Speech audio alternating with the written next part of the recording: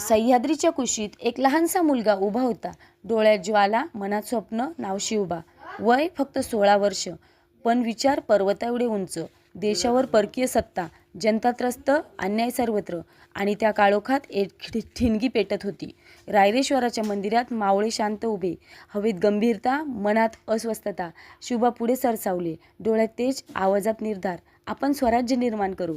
हे राज्य परक्यांचे नव्हे, तर या मातीतल्या माणसांचे असेल. क्षणभर शांतता. आणि मग हात उंचावले गेले, शपथ घेतली गेली हिंदवी स्वराज्याची. तो दिवस होता ज्या दिवशी एका स्वप्नाला दिशा मिळाली, ज्या दिवशी एका तरुणाच्या निर्धाराने इतिहासाची पानं हालायला सुरुवात केली. ही शपथ फक्त शब्द नव्हती, तो होता क्रांतीचा आरंभ, तो होता स्वाभिमानाचा उदय. या छोट्याशा मंदिरातून उगवला एक महासूर्य, जो पुढे संपूर्ण भारत उजळवणार होता. तो होता प्रारंभ शिवतेजाचा.